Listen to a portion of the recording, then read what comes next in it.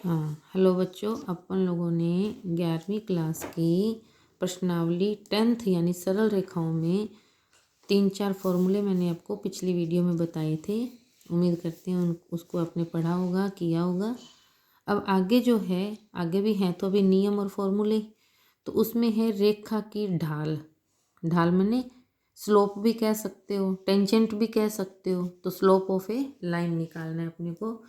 तो ये ध्यान से देख लो और इसको अपने वो पिछले वाली जो वीडियो थी फॉर्मूले और नियम की, वो तो थी 10th क्लास लेवल की।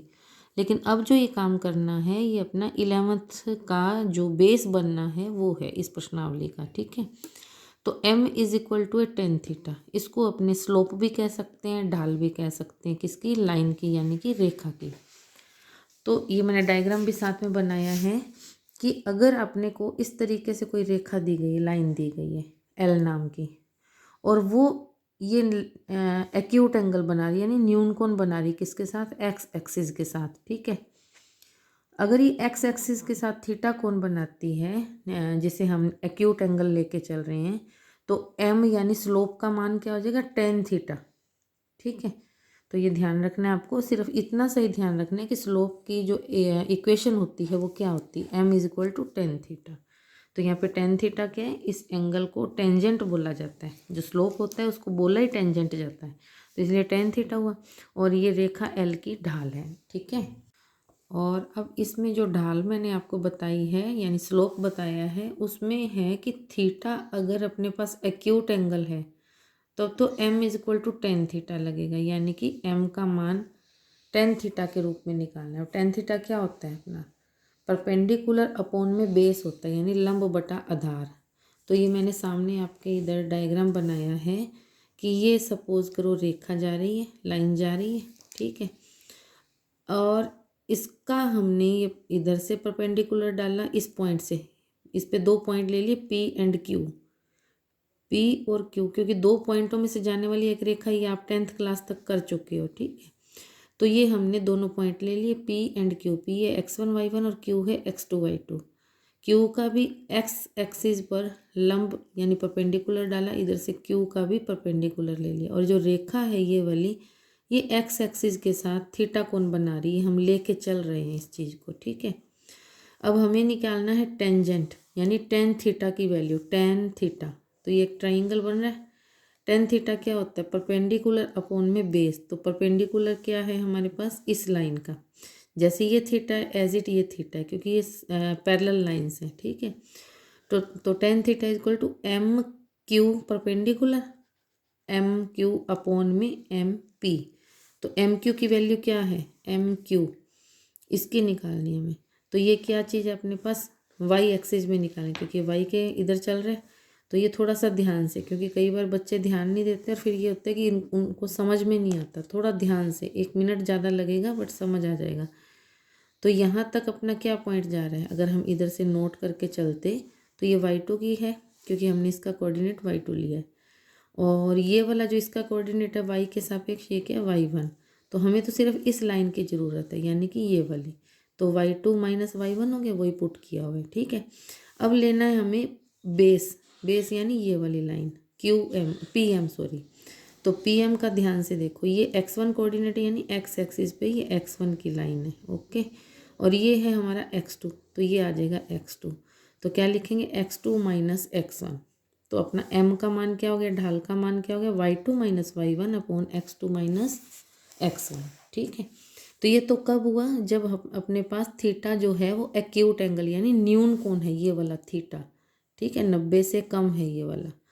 अब है, अगर हमारे पास थीटा जो है एक्यूट एंगल ऑब्ट्यूस एंगल हो, यानी कि अधिक कोण हो, 90 डिग्री से ज़्यादा हो, तब हमें क्या करना है? थोड़ा सा ध्यान से, बहुत इजी चीज़ें हैं ये, लेकिन थोड़ा ध्यान दोगे तब।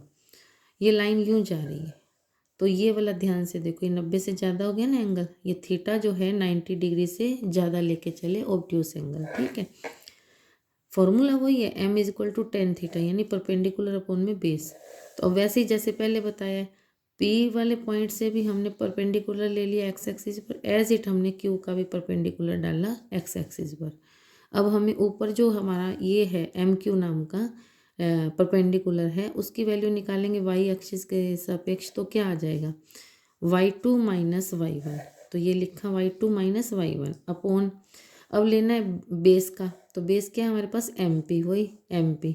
तो इसको अब थोड़ा ध्यान से, ये x1 है, ये x2 है, तो गड़बड़ है ना, x1 में से x2 नहीं घटाएंगे, x2 में से x1 घटाएंगे, तो क्या आ जाएगा, पहले तो हम यही लेके चले क्योंकि बड़ी लाइन में से छोटी ये वाला गैप घटाना है, तो x1 में से x2 घटाया, लेकिन अब ये क्या है चिन्ह माइनस का है, तो हमारे पास क्या आ जाएगा x2 माइनस x1 हो जाएगा और चिन्ह प्लस का हो जाएगा। ठीक है, तो ये अपनी वैल्यू क्या आ गई, सेम एज इट ऊपर वाली आ गई y2 minus y1 upon x2 minus x1। ठीक है, अब बात आती है कि दो रेखाओं के यानी दो लाइंस के पैरेलल होने का और परपेंडिकुलर होने की जो कंडीशन है वो क्या है। तो इसमें थोड़ा सा ध्यान से देखना, ये मैंने दो पैरेलल लाइंस ली हैं, एक L1 नाम की और एक L2 नाम की। L1 नाम की जो लाइन है वो x एक्सिस के साथ अल्फा कोण और L2 नाम की जो लाइन है वो x एक्सिस के साथ बीटा का कोण बनाती है। अब हमने क्या कहा है कि दोनों की हमने कंडीशन फाइंड करनी है, तो L1 और L2 दोनों पैरेलल हैं। अल्फा और बीटा इक्वल क्यों लिए गए, क्योंकि आपको ध्यान हो कि ये अपने कॉरस्पॉन्डेंस कोण बनेंगे। ठीक है, तो अल्फ़ा एंड बीटा दोनों इक्वल होंगे। अब दोनों इक्वल है तो दोनों तरफ 10 ले लिया, तो 10 alpha is equal to 10 beta. अब 10 अल्फ़ा क्या है, 10 अल्फ़ा भी बताया था आपको कि टेंजेंट यानी स्लोप, तो ढाल क्या हुई इसकी, फर्स्ट लाइन की m1 लेट कर ली, तो m1 is equal to m2। यानी कि आपको ध्यान रखना है कि जब लाइंस पैरेलल हों तो उनकी जो दोनों स्लोप्स आएंगी दोनों लाइंस की वो आपस में इक्वल होंगी। ठीक है, ये ध्यान रखना। तो अब जो मैंने वीडियो आपको डाली है, ये नियम कहो या फॉर्मूले कहो जो भी है, इसको अच्छे से देखना, पढ़ना और गौर से इसको समझना, क्योंकि यही वाली चीज़ें आपको आगे कंपटीशन में भी हेल्प करती हैं और क्वेश्चन सॉल्व करने में तो हेल्प करेंगी, तभी तो आगे करोगे ना।